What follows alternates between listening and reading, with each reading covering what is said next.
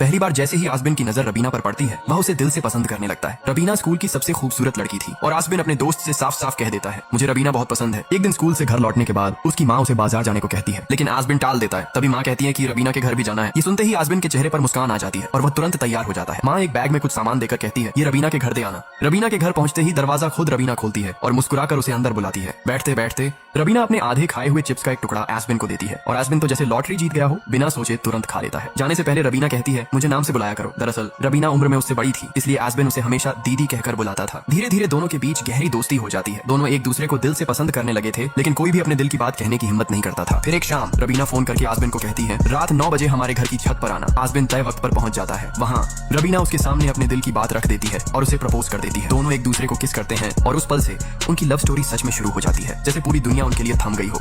आसबिन और रबीना की प्रेम कहानी अच्छी खासी चल रही थी। दोनों एक दूसरे के साथ बहुत खुश थे, लेकिन एक दिन सब बदल गया। आसबिन के घर के सामने पूजा हो रही थी और उसकी माँ ने उसे कहा कि प्रसाद रबीना के घर देकर आओ। दिल में खुशी लेकर आसबिन वहाँ पहुँचता है, लेकिन जैसे ही वो रबीना के घर पहुँचता है खिड़की से उसे एक आवाज सुनाई देती है। रबीना के पापा उसे डांट रहे थे, पढ़ाई छोड़कर तुम प्यार क्यों कर रही हो। ये सुनकर आसबिन सोचता है कि शायद बात उसके बारे में हो रही है, लेकिन तभी रबीना का मुंह से निकलता है क्रिस्टोफर। ये नाम सुनते ही आसबिन के पैरों तले जमीन खिसक जाती है। टूटे दिल के साथ वो घर लौटता है और पूरी रात रोता रहता है। अगले दिन स्कूल का पिकनिक होता है, सब मजे कर रहे होते हैं, लेकिन आसबिन चुपचाप कोने में बैठा रहता है। उसका दोस्त वजह पूछता है और सलाह देता है कि रबीना से बात करो। हिम्मत करके आसबिन उसके पास जाता है, लेकिन रबीना सामने से उसे अपमानित कर देती है और कहती है, तुम मुझे दीदी कहकर बुलाओ। ये सुनकर आसबिन को यकीन हो जाता है कि रबीना ने उसे धोखा दिया है और उसकी मोहब्बत एक ही पल में खत्म हो जाती है।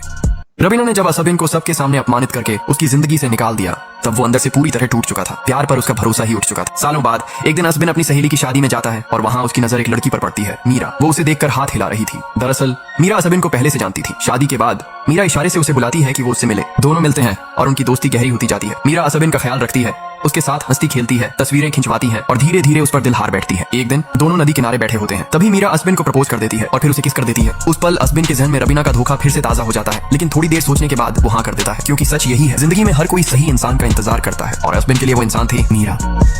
मीरा और आसबिन का रिश्ता बहुत अच्छा चल रहा था। दोनों अपनी दोस्त की शादी से लौट रहे थे, तभी अचानक सामने से एक गाड़ी आकर आसबिन की कार को टक्कर मार देती है। इस पर आसबिन बुरी तरह गुस्से में आ जाता है और दूसरी कार के शीशे तोड़ देता है। ये देख मीरा डर जाती है, क्योंकि उसे अपने मामा की याद आ जाती है, जो हमेशा मीरा और उसकी माँ को टॉर्चर करता था। जब आसबिन वापस कार में आता है, मीरा उसे डांटती है, लेकिन आसबिन इसे हल्के में लेता है। बाद में फ्लाइट में बैठकर आसबिन मीरा को मनाने की कोशिश करता है और मीरा भी मान जाती है। घर पहुंचकर आसबिन अपने मामा से मीरा के बारे में बताता है और कहता है कि मीरा उसे समझती है और बहुत प्यार करती है। इसके बाद आसबिन शॉपिंग मॉल में मीरा से मिलता है, जहाँ मीरा बताती है कि उसने आसबिन के बारे में घर पर सब कह दिया है। आसबिन उसे गले लगाता है और घर छोड़ने आता है, लेकिन मीरा का घर खाली होने की वजह से आसबिन वहीं रात बिताता है। दोनों साथ में बहुत खुश रहते हैं, लेकिन अचानक एक दिन मीरा देखती है कि आसबिन उसे इग्नोर करके किसी और से बात कर रहा है। यहाँ तक कि जब मीरा उसके घर भी जाती है, तब भी आसबिन उसे अनदेखा करता है। ये देखकर मीरा वहाँ से चली जाती है। असल में जिंदगी में हमें किसी चीज या इंसान पर इतनी आसानी से भरोसा नहीं करना चाहिए। असल में आसबिन अपने माँ बाप और मीरा को लेकर कुछ पारिवारिक समस्याओं में उलझा हुआ था, जिस वजह से वह मीरा को समय नहीं दे पा रहा था और ये सच भी उसे बता नहीं पाया। कुछ दिन बाद जब आसबिन मीरा से मिलने जाता है और सब कुछ बताने की कोशिश करता है, तब मीरा उसे बताती है कि वह अब किसी और से प्यार करती है और उसी के साथ है। ये सुनकर आसबिन हैरान रह जाता है, मगर कुछ कहता नहीं। अगले दिन मीरा आसबिन को अपने घर बुलाती है। वहाँ जाकर आसबिन देखता है कि मीरा अपने नए बॉयफ्रेंड के साथ बैठी है। आसबिन चुपचाप वहाँ बैठता है। जब मीरा का बॉयफ्रेंड चाय बनाने जाता है, तो मीरा उसे कहती है कि आसबिन की चाय में अदरक डालना, क्योंकि आसबिन को अदरक वाली चाय पसंद। ये सुनकर आसबिन चौंक जाता है